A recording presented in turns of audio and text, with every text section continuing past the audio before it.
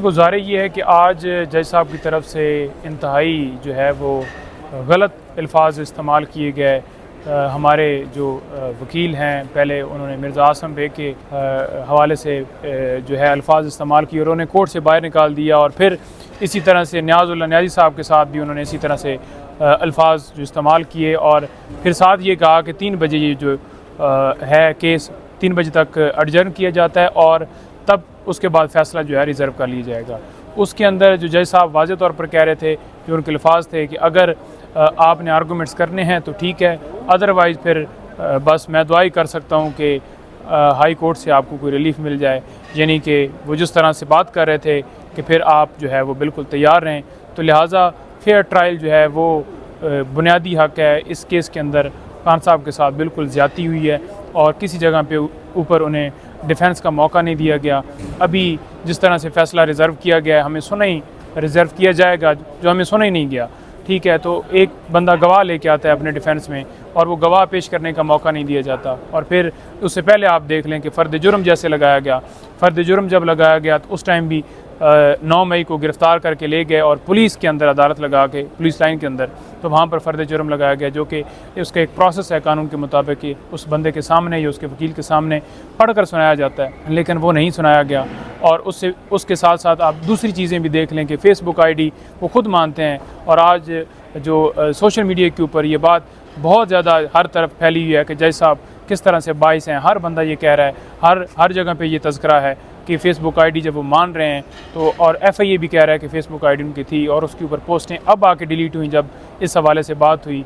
जो कि इससे पहले आपको पता है कि इस्लामाबाद हाई कोर्ट के चीफ जस्टिस जो इससे पहले थे अतर मनल्ला साहब, उस टाइम के ऊपर एक बाकायदा तौर पर ये ऑर्डर जारी किया गया कि कोई भी जज जो है वो इस्लामाबाद के अंदर कोई पोस्ट इस तरह से फ़ेसबुक या इंस्टाग्राम या कोई इस तरह की ऐप नहीं बनाएगा और ना वो सियासी तौर पे किसी एक्टिविटी का हिस्सा होगा। उसके बावजूद आप देख लें कि जज साहब ने वो इस्तेमाल किया अकाउंट, क्या उसके ऊपर जज साहब के ख़िलाफ़ कार्रवाई होगी?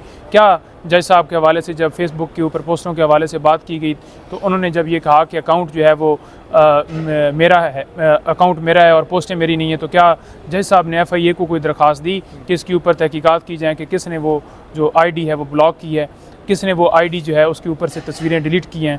बल्कि FIA ने एक मुज़क्कर रिपोर्ट जारी कर दी कि जनाब हमने पोस्टें जो हैं वो सर्च की और वहाँ पे चेक किया तो वहाँ पर कोई तस्वीर मौजूद नहीं थी। तो इतनी ज़्यादा मिसालें हैं। हर दरख्वास्त खारिज की गई।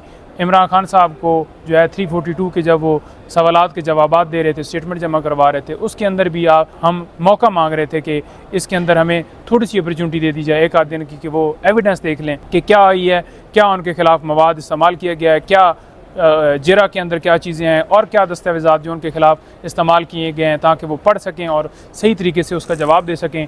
लेकिन उस दिन भी मौका नहीं दिया गया और बंदूक की नोक पे उन्हें फ़ौरन कहा गया कि आप जो है वो आके स्टेटमेंट दें। और खान साहब ने हर सवाल का जवाब दिया, जिसके ऊपर जो है वो बिल्कुल इलेक्शन कमीशन जो टीम थी वो बेबस हमने देखी। और उसके अंदर आप देख लें कि खान साहब ने ये वाज़ह किया कि इलेक्शन कमीशन क्या ये जो उन्होंने कंप्लेंट फ़ाइल की है क्या ये कोई साबित कर सके हैं?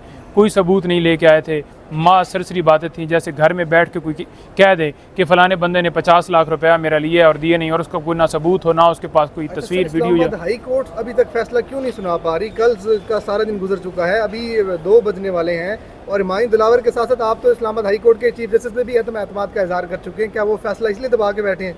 देखें, गुजारिश ये है कि chief justice Islamabad high court उनके खिलाफ भी अदम एतमाद की दरख्वास्त आई है। उन्हें अखलाकी तौर पर तो ये चाहिए था कि जितने केसेस थे वो खुद ना सुनते, किसी और केस ट्रांसफ़र करते, लेकिन उसके बावजूद उन्हें कोर्ट में भी कहा गया, फिर भी उन्होंने केस अपने पास रखे और केस के ऊपर जो है केसेस के ऊपर उन्होंने समाअत की, जो कि उन्हें नहीं करनी चाहिए। जो कि इस वजह से हमने अदम एतमाद किया था कि जिस तरह से 9 मई को उन्हें गिरफ़्तार किया और उसके ऊपर उन्होंने ये कहा कि ये गिरफ़्तारी कानूनी है, और उसके बाद जो इलेक्शन कमीशन के ऑर्डर को हमने चैलेंज किया हुआ था उसको उन्होंने अभी तक उसके ऊपर जो है वो फ़ैसला नहीं दिया, और हम वापस लेने की दरख्वास्त देते हैं तो वो भी हमें दरख्वास्त वापस नहीं की जाती। और उसके साथ साथ आप देख लें कि टेरिन वाइट वाले केस के अंदर क्या हुआ कि वेबसाइट के ऊपर से वो सारा जो ऑर्डर है वो गायब कर दिया गया। तो सारी चीज़ें देखते हुए हमने वो उसके ऊपर डिसीजन लिया। खान साहब ने कहा कि मुझे इसके ऊपर एतमाद नहीं है, तो लिहाजा जो है ये मेरा केस ना सुने। उसके बावजूद वो सुना उन्होंने।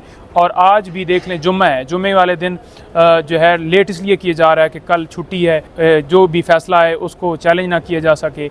इधर से हमें ये एक वो क्या कहते हैं कि एक धमकी वाले अंदाज में ये कहा गया कि आप जो है 3 बजे जो है वो फिर उसके बाद फैसले के लिए तैयार हैं। तो हमें कोई दिफा नहीं। कितनी सजा हो सकती है, गिरफ्तारी मुमकिन हो सकती है या नाइली तो ये कर नहीं सकते, क्या आप देखें जो केस है वो बिल्कुल फारिग है, केस चलने के काबिल नहीं था। अब उसके अंदर सज़ा 3 साल वैसे जो इस जुर्म की सज़ा लिखी हुई है मैक्सिमम जो फुल दी जा सकती है, लेकिन वो 3 साल होती नहीं है, वो कम होती है, 1 महीना होती है, 6 महीने होती है, साल होती है। लेकिन वो कानूनी तौर पर सज़ा दे नहीं सकते, ना इस केस के अंदर नायल कर सकते हैं, क्योंकि केस बिल्कुल साफ़ है। खान साहब ने हर चीज़ FBR के अंदर डिक्लेयर की हुई है। तो शाखाना के हवाले से जो सारी स्टेटमेंट जो है वो उन्होंने सारा रिकॉर्ड का हिस्सा है, जो इलेक्शन कमीशन के अंदर रिकॉर्ड जमा करवाया वो भी सारा बिल्कुल क्लियर है। और जो बाकायदा प्रोसेस था, ड्यू प्रोसेस के ज़रिए वो सारी गिफ्ट लिए गए, उनकी कीमत बाकायदा तौर पर अदा की गई। किसी जगह के ऊपर कोई चीज़ मिली नहीं है, सिर्फ एक लफ्ज़ मिला है कि जो आपने जो रकम लिखी हुई थी उसके ऊपर तोशाखाना नहीं लिखा था कि ये तोशाखाना की है। हालांकि वो ये चीज़ FBR के अंदर जो वहाँ पर जो स्टेटमेंट जमा करवाई गई वहाँ पर वो सारा जो है वो डिक्लेयर है। लेकिन आप देख लें कि किस तरह से खान साहब के हवाले से की जा रही है। इसमें कोई किसी किस्म की सज़ा जो है वो कानूनी तौर पर बनती नहीं है।